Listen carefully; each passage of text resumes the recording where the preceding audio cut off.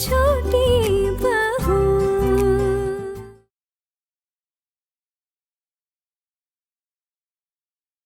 घर से बाहर का क्या मतलब है? बोलो। वो माँ, हमने आपको तीर्थ पे भेजा, इसलिए बाकी सब लोगों ने हमें इस घर से निकाल दिया।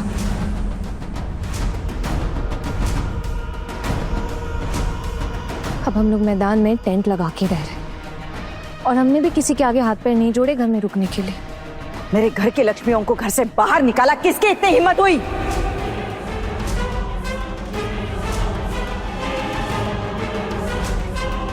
हम सब ने निकाला है।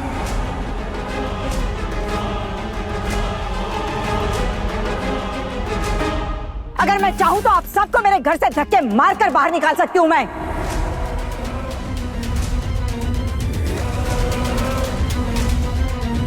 दुर्गा देवी सेन हूं मैं। मेरे अच्छे व्यवहार को मेरी कमजोरी समझने की भूल मत कीजिए। मेरे अंदर आज भी वो आग है जिससे मैं सबको भस्म कर सकती हूं। ये बात हमेशा याद रखिए।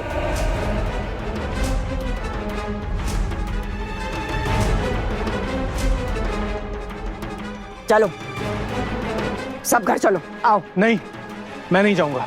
मैं इस लड़की के साथ अब बिल्कुल नहीं रह सकता। इसे मायके जाना होगा।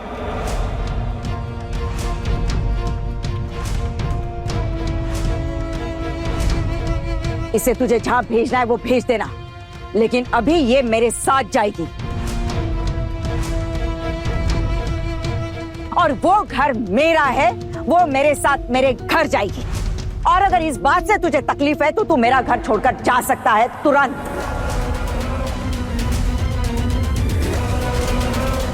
मेरे घर के दरवाजे तेरे लिए खुले हैं। बड़ी मम्मी, आवाज नीचे पलटो।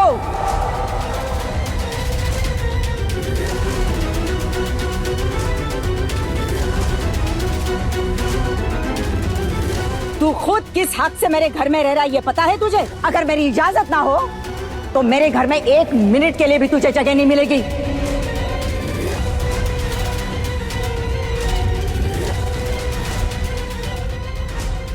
अब प्राइज डिस्ट्रीब्यूशन सेरेमनी शुरू होने जा रहा है। इन्हें भी प्राइज मिलने वाला है, तो प्राइज डिस्ट्रीब्यूशन देखकर चलते हैं ना घर। अरे वाह। अब हम बुलाने जाएंगे साइकिल कंपटीशन के फर्स्ट प्राइज विनर को। रीनी घोष।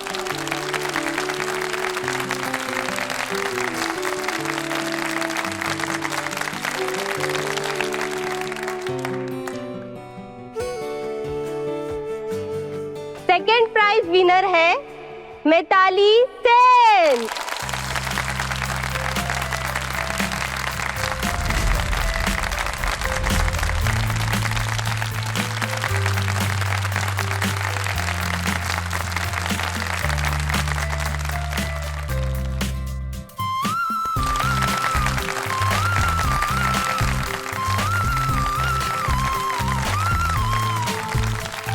बड़ी माँ, देखना, प्राइस वो ले रही है लेकिन ऐसे लग रहा है जैसे मैं ही हूं वहां पर स्टेज पर। बहुत अच्छा लग रहा है रे, बहुत अच्छा लग रहा है। बहुत हुनर है मेरी बहू में। बहुत नुकसान हो गया मेरा, पता है? इसे साइकिल चलाते हुए देख ही नहीं पाई। पता नहीं कैसे साइकिल चलाई होगी इसने। बड़ी काबिल है मेरी बहू। बड़ी माँ, कोई बात नहीं, अब जब दोबारा होगा ना तब देख लेना। अब एक बार इन लोगों ने शुरू किया तो अभी रुकने वाली थोड़ी है।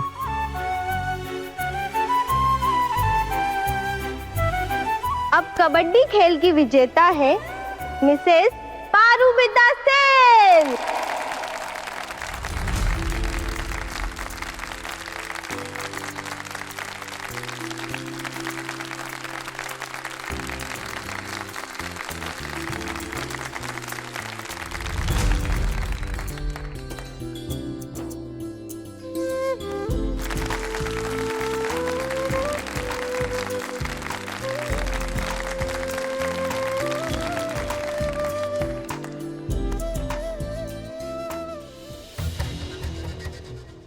मेरी सारी बहुएं बहुत हुनर वाली है, लेकिन मैंने ये हुनर सदा छुपा के रखा। हे माँ दुर्गा, मुझे माफ कर देना।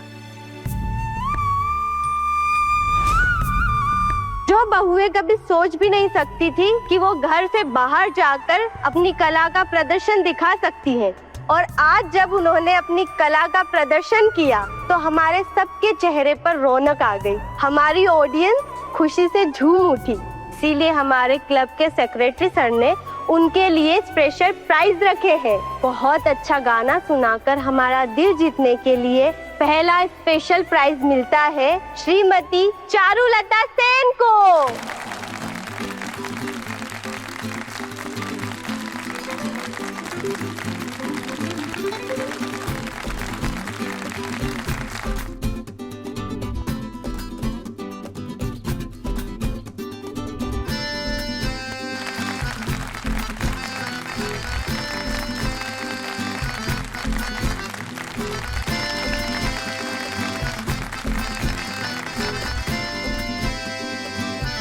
अब डांस के लिए स्पेशल प्राइज दिया जाएगा मिसेस आहाना सेन को।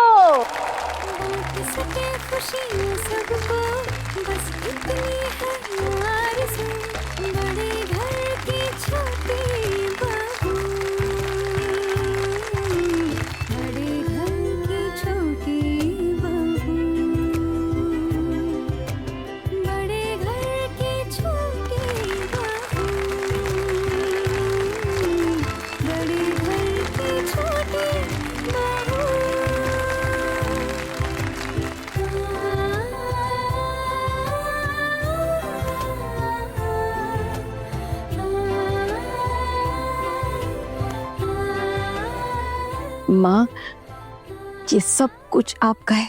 आपकी वजह से ये सब ना सच हुआ है। आपको पता है, आपने हमें साहस दिया है, बिना बोले भी हिम्मत दी आपने हमें, और हम आपकी फिक्र से अनजान नहीं है माँ, नहीं आपके प्यार से है।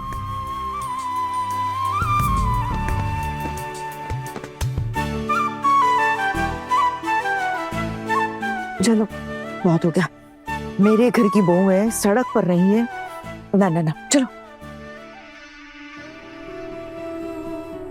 बाबा विश्वनाथ जी से मेरी यही प्रार्थना है कि तुम्हारा परिवार ऐसे ही खिलखिलाते रहे, खुशियों से भर जाए। अच्छा, मैं चलता हूँ, फिर मिलते हैं। अरे छोटू मामा, आप अकेले जा पाएंगे क्या? थोड़ी देर रुक के चाय पीकर जाइए, मैं आपको बस में चढ़ा दूंगी। अरे मेरी फिक्र मत करो छोटी बहू, मैं गाड़ी बुला लूंगा। और तुम मुझे ऐसे क्यों बोल रही हो? मैं अभी बुढ़ा नहीं हुआ हूं। अभी चलता हूं, आप लोग आते जाइए।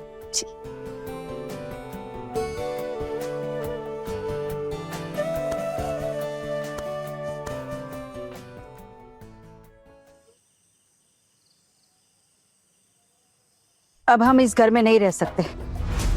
आप इस तरह से हमारी रोज बेइज्जती करती रहेगी ना, तो हमारा इस घर में रहने का कोई मतलब ही नहीं।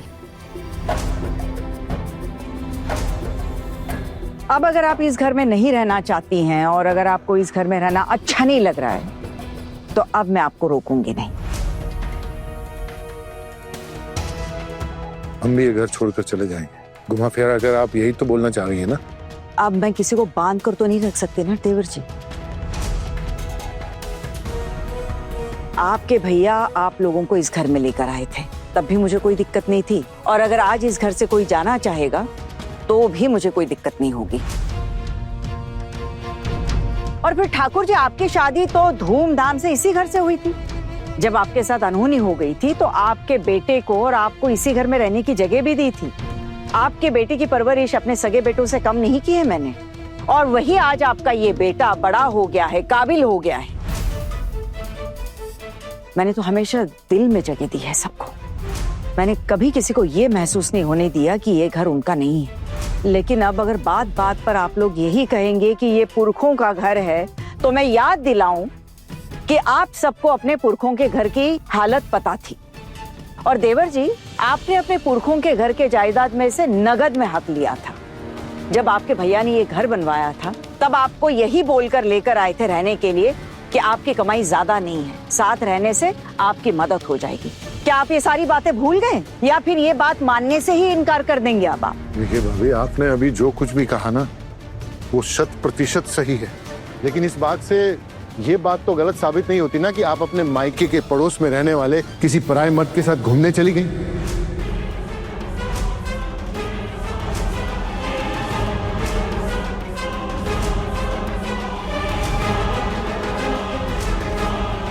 आपने जरा सा भी सोचा है कि अगर ये बात मोहल्ले वालों को पता चलेगी तो हमारी क्या इज्जत रह जाएगी, कितनी बदनामी होगी हमारी। आप कहना क्या चाहते हैं? आप सुन रहे हैं अपनी बातें? आप कितना नीचा दिखा रहे हैं अपनी भाभी को। क्यों दीदी, सुना है कि आपकी उनसे शादी तय हुई थी? गरीब थे शायद इसलिए हो नहीं पाई थी, अब ऐसा ही कुछ? तो इस बात से क्या लेना देना है छोटी? और अगर मेरी शादी तय भी हुई थी, नहीं भी हुई, टूट गई, औरतों के साथ तो ये बातें अक्सर होती रहती है। और फिर एक बात तुझे बता दूं, हम बचपन से साथ में पले बढ़े हैं, एक ही मोहल्ले में रहते थे और मेरे मायके वालों के साथ उनके पारिवारिक रिश्ते भी हैं। और फिर उनके साथ तीर्थ यात्रा पर जाकर ऐसा कौन सा गुनाह कर लिया मैंने? या फिर तू ये कहना चाह रही कि मुझे पहले से ही पता था कि मैं कहाँ जा रही हूँ? जब पता नहीं था तो आप गई क्यों? और जब पता चला तो वापस लौट सकती थी ना आप? नहीं चाहती थी मैं लौटना, मेरी भी जाने की चाहत थी।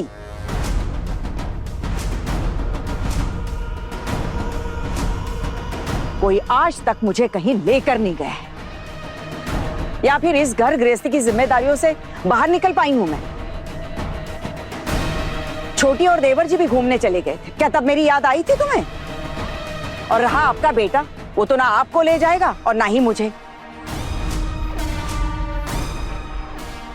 और मेरे दोनों बेटे, एक की तो हैसियत नहीं है और दूसरे की इच्छा नहीं है। और अगर ऐसे में मेरी बहुओं ने मेरे खुशियों के बारे में सोचकर मुझे तीर्थ यात्रा पर भेज दिया तो कौन सा बड़ा गुनाह कर दिया? और मैं अपने किसी परिचित के साथ चली गई तो अचानक से ये बेइज्जती की माला क्यों जापने लगी? अगर मेरे साथ रहने में इतनी ही बेइज्जती महसूस हो रही है तो यहाँ से आप लोग जा सकते हैं, इस घर के दरवाजे खुले हैं।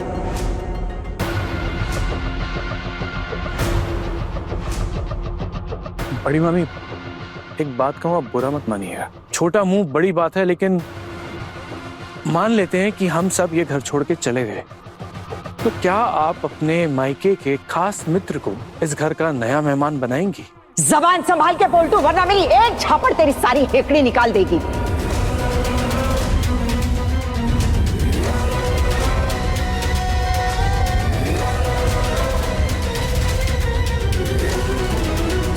तू भूल रहा है किससे बात कर रहा है?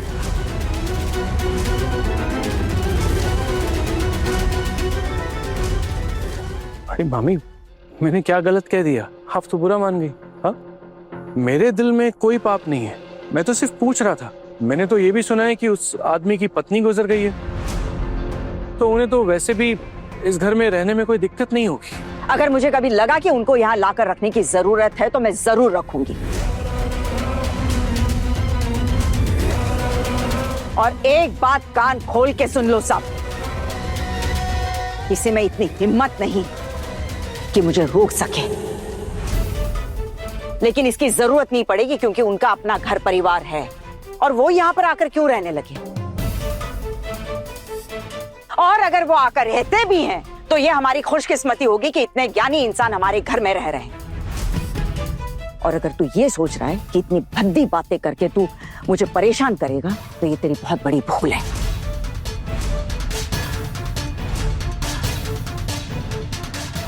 माँ, मुझे तो एक बात समझ ही नहीं आ रही कि ये आपका अपना घर है, तो फिर आपको इतने सवालों के जवाब क्यों देने पड़ रहे हैं? आपने तीर्थ यात्रा पर जाकर कोई गलती नहीं की है माँ, और अगर आपका दोबारा मन होगा ना तो आप फिर जाएंगी।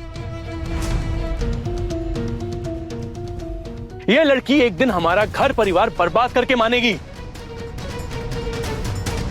सुन छोटू, मेरी बात याद रखना, ये लड़की एक दिन तुझे भी तबाह कर देगी। लिखवा ले मुझसे।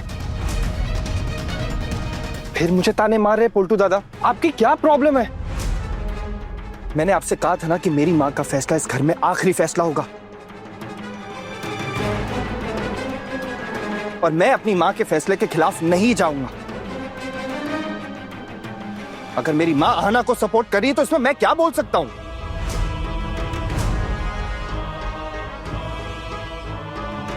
आपको जरा सी भी शर्म नहीं आती है? क्यों हर बार इस तरह अपनी पीठ बचाकर चलते हुए? माँ ने तीर्थ यात्रा पर जाके कोई गुनाह नहीं किया है, और आप लोगों ने कभी भी माँ को बाहर घुमाने के लिए लेके गए? सोचा है उसके बारे में?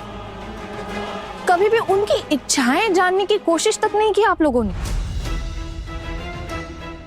और माँ ने मुझे ये बात खुद नहीं बताई, वो तो किसी तरह मुझे ये बात पता चल गई। तो फिर हम बहुओं ने मिलकर माँ की जाने की व्यवस्था की, और अब जब माँ वापस लौट कर आई है तो आप लोग उनके आते ही उन्हें ऐसे बेइज्जत करना चालू कर दिया। और सबसे बड़ी हैरानी की बात तो ये है कि माँ की गैर हाजिरी में माँ की ही घर की बहुओं को आपने इस घर से निकाल दिया।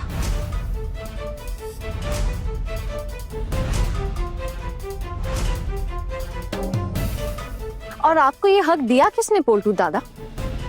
जवाब दीजिए। नहीं, मेरा मतलब है कि आप सिर्फ अपनी पत्नी के बारे में डिसीजन ले सकते हैं। दूसरों की पत्नियों को आदेश देने का हक किसने दिया आपको? इतनी हिम्मत आई कहां से आपके अंदर? क्या सोचा आपने? किस हैसियत से बाहर निकाला हमें इस घर से? क्या सोच रहे थे आप कि आप हमें इस घर से निकाल देंगे तो हम चुपचाप अपने मायके वापस लौट जाएंगे? सुन रहा है छोटू, किस तरह से क्या क्या बोले जा रही है मुझको ये? कुछ गलत कहा क्या छोटी बहू ने? हमारी घर की बहुओं ने सारी रात सड़क पर गुजारी है, इसका जिम्मेदार कौन है? रात सड़क पर गुजारनी पड़ी है, और उसी सड़क पे क्या गुल खिलाए हैं इन्होंने, वो तो सबने देखा है ना। सड़क को ही अपना घर बना लिया। आते जाते लोग हमको भी सड़क छाक बुला रहे हैं। ये सुनना पसंद आएगा आपको? बोलिए। खबरदार पोल्टू दादा, यूं सड़क छाप बोलकर आप सड़क पे रह रहे लोगों का अपमान करना चाह रहे हैं ना? और एक बात कहूं, जो लोग सड़क पे रहते हैं ना, उनमें भी कई लोगों का दिल ना आपसे कई ज्यादा अच्छा है। हाँ, बस बड़ी बड़ी बातें करवा लो तुमसे, यही सब आता है ना तुम्हें। घर की बहुओं से पता नहीं क्या क्या करवा लिया।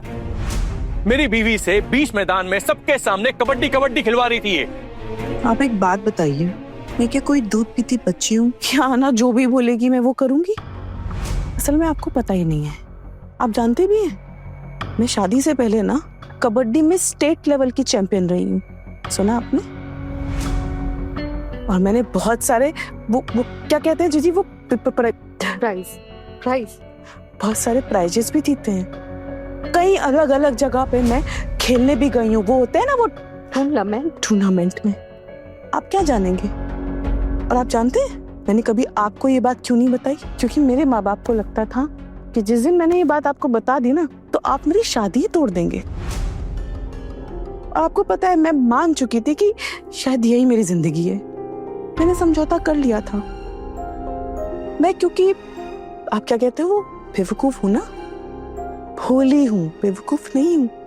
इसलिए आपने मेरा हमेशा मजाक उड़ाया, हमेशा ताने मारे, हमेशा उल्टी सीधी सुनाई सबके सामने। कभी इज्जत की मेरी आपने?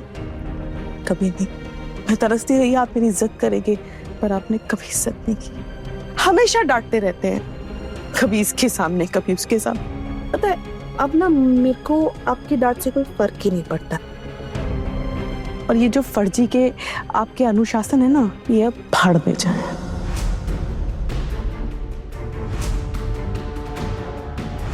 वाह वाह वाह, क्या मुंह चला रही है। दादा भाई देख रहे हैं कैसे घर की एक बहू ने आंदोलन छेड़ रखा है इस घर में, इस घर को बर्बाद करने का। सिर्फ एक लड़की पूरे परिवार को, सबको इशारों पर नचा रही है बंदरों की तरह।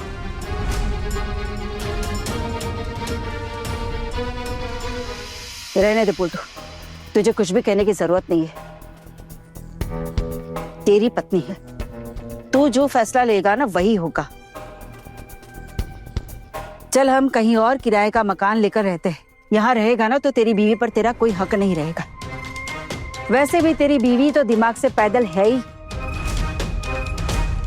ये लोग तेरी बीवी को बहला फुसलाकर ऐसा काम करवाएंगे ना कि तुझे इस बेवकूफ को अपनी पत्नी कहने में भी शर्म आएगी।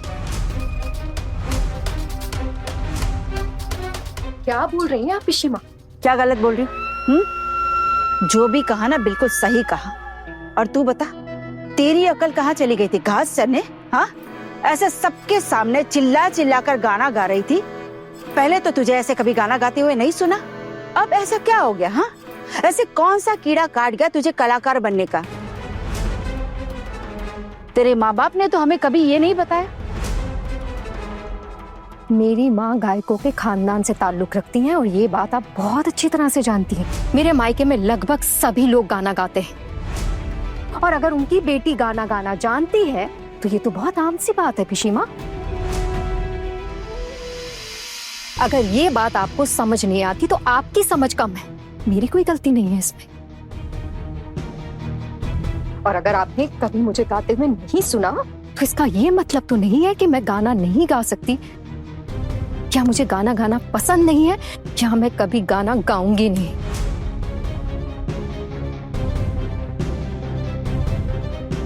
और मोहल्ले में सब लोग हमारी तारीफ करते करते ना थक गए कि हम 4 बहुओं ने प्राइज जीता है। सिर्फ और सिर्फ ना आप लोगों का चेहरा ही उतरा हुआ है।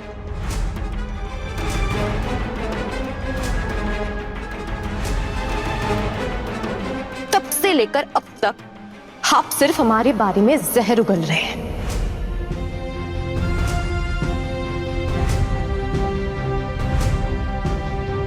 आज तीनों बहुओं को देखकर बहुत गर्व हो रहा है, जो आज अपने हक के लिए बोल पा रही हैं। ये सारा कमाल छोटी बहू का है।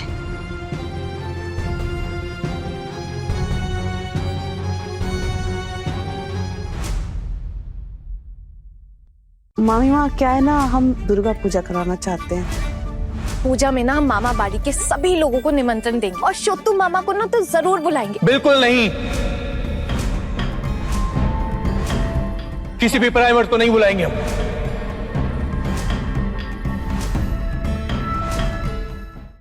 बड़े घर की छोटी बहू, रात 9 बजे दंगल टीवी पर।